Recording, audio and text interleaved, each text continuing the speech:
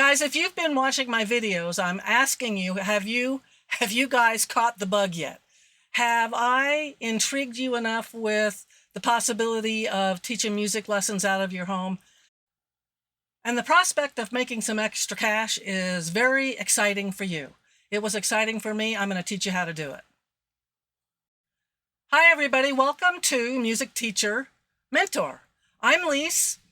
In today's video, I'm going to attempt to show you 10 steps in probably 10 minutes that are going to help you design your music lesson policy.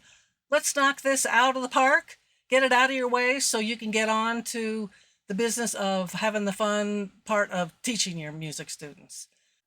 That made all the difference for me.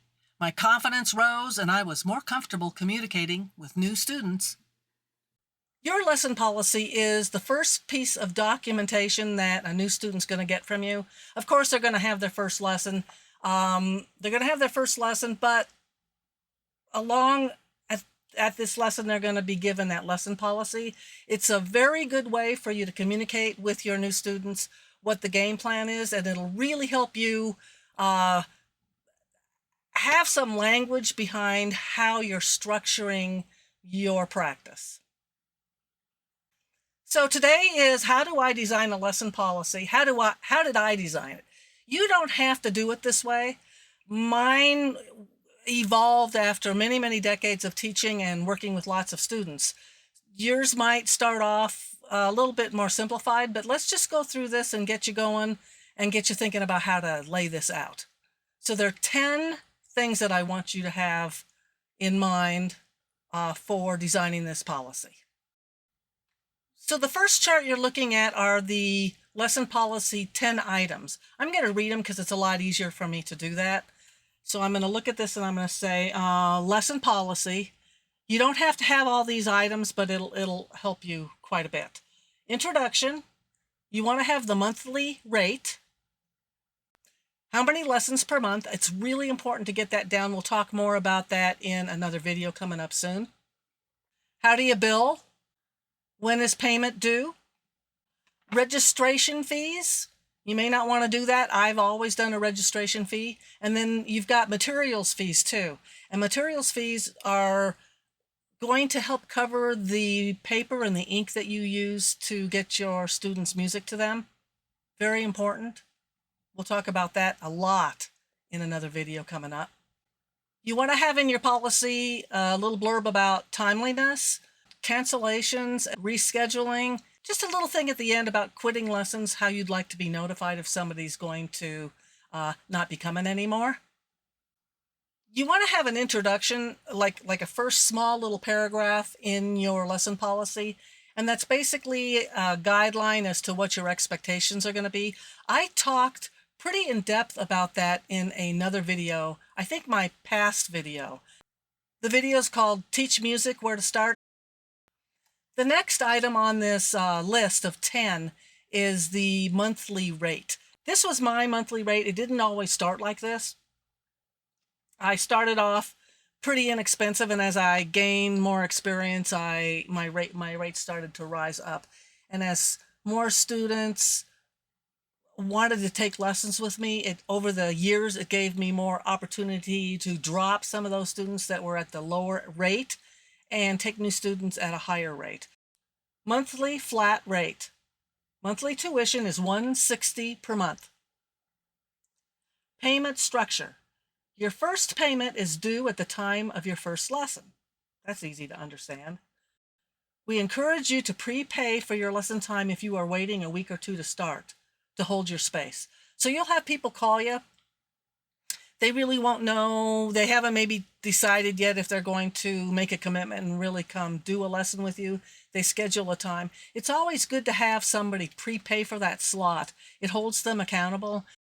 When you're talking with a new student and you want them to prepay for that first lesson, that's a very, very good plan. Have them Zelle you the money, and then you'll know that they're going to show up. Prepayment for the next month is due on your lesson day, the third week of each month. So how I had it scheduled was students prepaid me. So I was always paid for the next month and the third week of the previous month at that lesson. They always got a reminder. I'll show you in this video. I'll show you a little bit of I'll show you one of the reminder slips that I would give students on that second week of the month. Some people didn't really quite understand that, but once they got into the groove of prepayment, it was real easy, and it helped me quite a bit because it gave me 1 week's notice in case somebody was gonna quit or need to schedule some kind of vacation time or something like that. When my students were paying in the third week of each month, it reserved the lesson time for the following month. I was pretty rough with this. There was a $20 late fee due if tuition was not received by payday, which is the third week of the month. If you are experiencing financial difficulties, please discuss this with me before your monthly prepayment is due.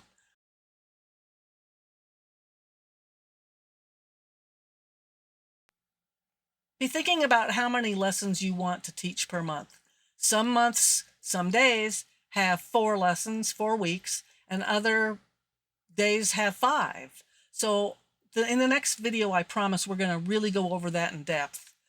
So we'll talk about how many lessons you're going to teach per month, bill monthly. Big trouble if you bill by the lesson. You'll be chasing money. You'll be chasing money. It's not that big of a deal if you've got like 4 or 5 students, but when you got 20 and you're chasing money, you'll just be pulling your hair out. I promise. So when you have your practice where you are billing for 4 lessons in the month, if you look at a month, let's say like December, this December, like right now, you'd be looking at 4 weeks for Mondays, Tuesdays, and Friday, and then on Wednesday and Thursday there are actually 5 weeks.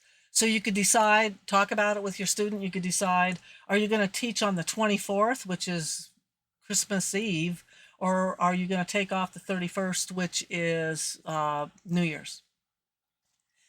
You know what's cool about that is it gives you an option to have a little bit more flexibility during those months where there's holidays. In the next video that I shoot, we're going to be talking about registration fees, materials fees, exactly how we do this, how we lay it out and collect, and why it's a good thing to have these things in your policy. We're going to talk about timeliness and cancellations. If you've watched some of my other videos, there's always going to be homework. I'm a teacher. I can't help it. I'm retired now, but there's always going to be homework. We've decided that we're not calling it homework. We're calling it mission. Not necessarily mission impossible. Some of them seem like impossible. Maybe this one feels impossible to you. But I think this is possible with some help from me. So go ahead and study that lesson policy, all those little bulleted items, and start thinking about it. And here are 3 things, 3 really important things I want you to think about this week.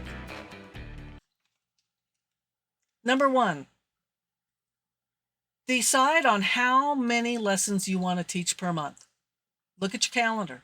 Maybe take a look in April 2026. Like, let me look at this. Let me go back here and look at this because I figured it out. I'll put a screenshot up. So in April of 2026, all Wednesdays and Thursdays have 5 weeks.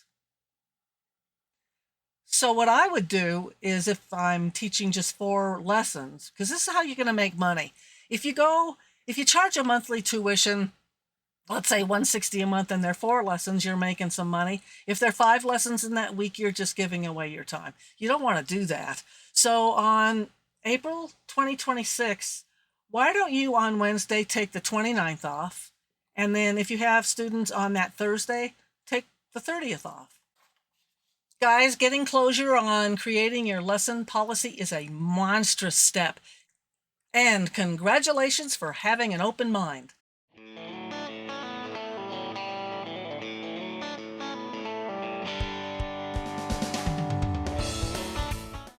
So kind of in a nutshell, this channel, Music Teacher Mentor, is me lighting a fire under your rear end. If you can play, I'm telling you, you can teach what you know. You can generate a second income stream.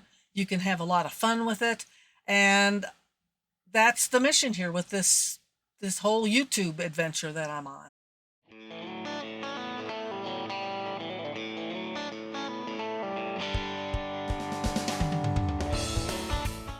In the next video, I'm going to work on it this week.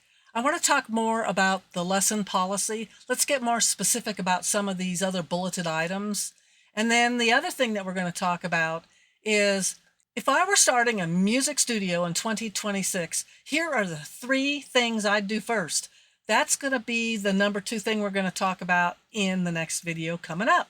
So as usual, guys, thanks for watching. This video will self-destruct in 5 seconds. Over and out. Bye.